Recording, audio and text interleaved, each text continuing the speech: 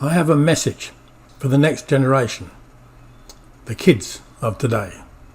Humans have become the dominant creatures on Earth as a result of two great skills. We are cooperative and we are innovative. Life for most people has simply been getting steadily better and better. But this will not continue unless we learn to change. We are destroying the systems on which life depends, our Earth and its soil.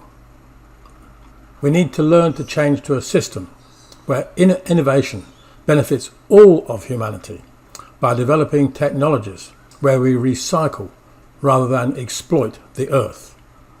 Gbiota beds are such a technology. The raw materials are food and green waste, which would otherwise pollute the atmosphere.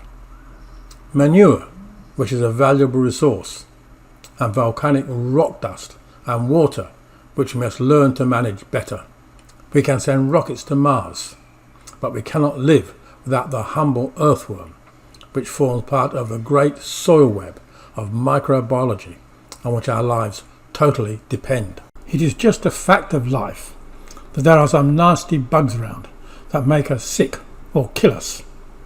They don't actually mean to kill us.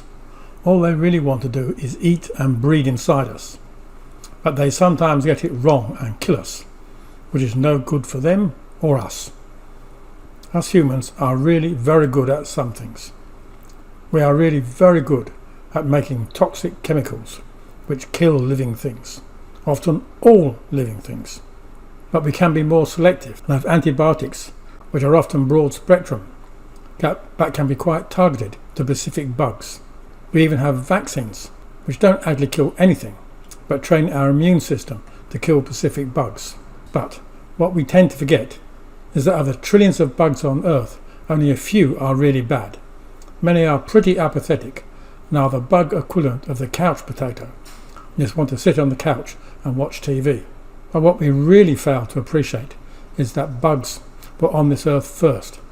They help to convert inert rocks into soil, and there would be no life on Earth as we know it if it were not for these good bugs.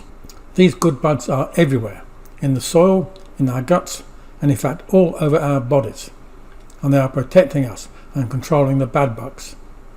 If you have a good selection of good bugs acting as your personal defence force, you are much less likely to die from the bad bugs. Every year we hear some outbreak of E. coli with people dying. But right now I, and probably you, have E. coli swimming around inside us and causing no harm whatever. That is because the good bugs are controlling the number of E. coli. They don't kill them, but they can outcompete them, so they don't have adequate food and can't breed effectively. And this system works, and has worked for hundreds of thousands of years, because the conditions favour the good bugs at the expense of the bad bugs. It is just a question of managing the conditions. It is the same with Gbiota beds. The basic inputs, food and green waste, manures, rock dust, worms, inoculants, could end up, if the conditions were bad, as a really toxic brew, bringing out some really nasty bad bugs. And if the conditions are right, we will breed up the really beneficial biology, which is essential for a healthy human life. The key is in the moisture level. If it is too wet, we will breed up the bad bugs. If it is too dry, the good bugs won't breed, so we need the Goldilocks moisture level. Not too wet and not too dry, just right. We do that by the partial flood and drain system, where we wet the soil, then let the water drain away. And we don't have to have a PhD in microbiology to tell us if the moisture level is right. Worms are like the canary in a gold mine.